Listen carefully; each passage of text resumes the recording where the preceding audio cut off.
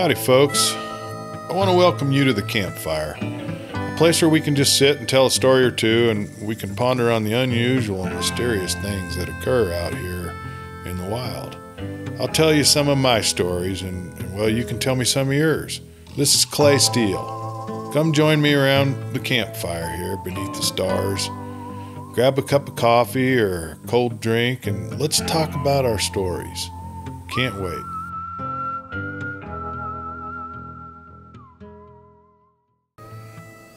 Well, hey, welcome to the campfire.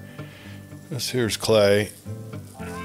I'm sitting around and I was kind of going through some letters and some emails, and well, it seems like one of our followers sent in a nice story, something that she'd heard as a young girl. Anyway, this one's about a wolf girl. It's called The Wolf Girl of Devil's River. In 1835, John Dent and his pregnant wife, Molly Purtrell Dent, had built a brush cabin about a half a mile from Lake Espantosa, a location near what is now Carrizo Springs in southwest Texas. Dent had come to trap beaver in the Devil's River area north of the present-day Del Rio, but was also on the run from the law for the murder of a fellow trapper in Georgia. Espantosa Lake had acquired a reputation for being a haunted location. The name Espantosa meaning frightful. It didn't help that the murderous band of Comanches roamed the area. As Molly was approaching the end of her pregnancy, the couple were reluctant to travel despite the danger of hostile Indians. One night in May of 1835, there was a severe thunderstorm and Molly went into labor. She appeared to be having trouble with the birth, so Dent decided to ride west for help. He arrived at a Mexican goat ranch on the Pecos Canyon and told them desperately about his wife's condition, begging for someone to ride back with him. But as the Mexicans prepared their horses to leave, there was a furious crash of thunder and a bolt of lightning struck Dent clean from his horse, killed him instantly. Just a freak deal. After a considerable delay, the goat herders mounted up and they followed Dent's directions back to his cabin. However, darkness fell before they ever got over the divide to Devil's River, thus delaying the search even further. Finally, at sunrise of the next morning, they located the Dent's isolated cabin. But what they found outside the cabin in an open brushed arbor was Molly Dent lying dead, alone. She had apparently died in childbirth, but there was no trace of the baby anywhere. The child was never found.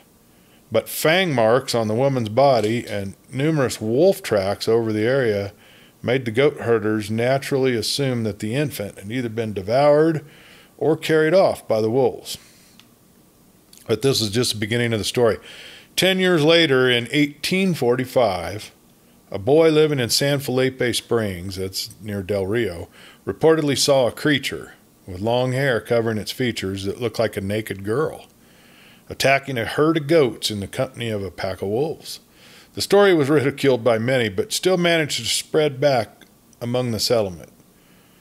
Around a year after this incident, a Mexican woman at San Felipe claimed she had seen two large wolves and an unclothed young girl devouring a freshly killed goat. The woman noticed that the girl ran initially on all fours, but then rose up and ran on 2 feet, keeping close to the wolves. The woman had no doubt about what she had seen, and the scattering of people in the Devil's River country began to keep a sharp watch for this girl. There were similar reports by others in the region during the following years, and the Apache stories told of a child's footprints, sometimes accompanied by handprints, having been found among wolf tracks in sandy places along the riverbed. A hunt was organized by the Mexican vaqueros to capture the Wolf Girl of Devil's River, as she had now become known. On the third day of the hunt, the naked girl was sighted near Espantosa Lake, running with a pack of wolves. Well, the cowboys managed to separate the girl from her wolf companions, cornered her in a canyon where she fought like a wildcat. She was clawing and biting frantically to keep her freedom. They finally managed to lasso her to keep her still, but while they were trying to tie her up, she began to make frightening, unearthly sounds, somewhere between the scream of a woman and the howl of a wolf. As she howled, the male wolf from whom she'd been separated appeared and rushed her captors. One of the cowboys reacted quickly enough, and he shot it dead with his pistol, at which the wolf girl fell into a faint. Securely bound, the men were now able to examine the girl and noted that despite a body covered in hair and her wild manners, her appearance was human. So the wolf girl's hands and her arms were well muscled, but not out of proportion, and she lacked the ability to speak, only make deep growling noises. She moved smoothly on all fours, but was rather awkward when made to stand upright. The girl was put on a horse and taken to the nearest ranch, an isolated two-room shack amid the desert wilderness. She was put in one of the rooms and unbound, the cowboys offering her a covering for her body and food and water, but she refused all that, cowering in the darkest corner. They then left her alone for the night, locking the door and posting a guard outside. The only other opening in the room was a small, boarded-up window.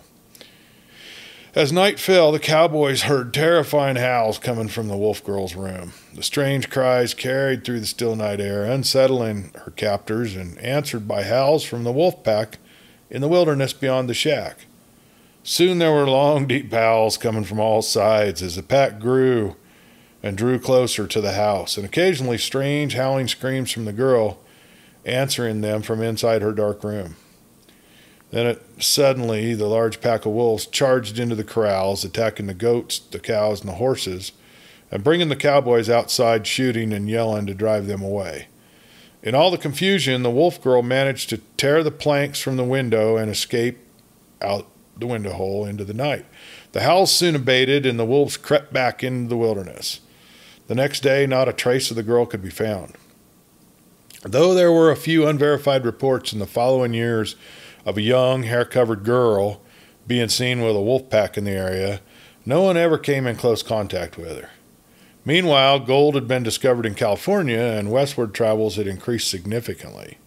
Well, now in 1852, a surveying party of frontiersmen searching for a new route to El Paso were riding down the Rio Grande at a bend far above the mouth of Devil's River. They were almost at the water's edge when they saw, at close range, sitting on a sandbar, a young woman suckling two wolf cubs. Suddenly she saw them, quickly grabbed the pups, and dashed into the breaks at such a rate that it was impossible for the horsemen to follow. The girl would have been 17 years old that year. After that, she disappeared into the wilderness forever. It is impossible to know what became of Molly Dent's daughter, presuming that's who the wolf girl was. There were subsequent reports of human-faced wolves in the area right up until the 30s. The story of the wolf girl of Devil's River reads more like a folk tale than a real feral child case, and the large amount of evidence for what happened is all anecdotal. She does, however, seem to live on in a more subtle form. Her ghost has apparently been seen in the old San Felipe Springs area besides the banks of the Devil's River. In 1974, the same year as the Delphos wolf girl in Kansas, a hunter in this area claimed to have seen her again, in the form of a white apparition which vanished before his eyes. Sort of ghost-like, I assume. Well, that's a pretty interesting story. Like any folk tale, it's a little incomplete and it's hard to prove or disprove. But certainly there's some cases, there's a lot of stories out there about children that have been, raised by animals or wild Indians at the time. And they're pretty interesting. They all kind of have some commonalities, where the children kind of take on the attributes of their captors, and their family at that time becomes their family. Well, it's an interesting story. It's good to hear anyway. Did this happen in your area? Are you from South Texas? Well, if you've heard this story or something like it, let us know about it, and we'll talk about it here, and everybody can kind of listen to them and decide if they heard that story in their childhood or if they've got a story like it. So I'm just going to enjoy the fire, and y'all have a good evening, and, well, come join me again. Campfire Stories.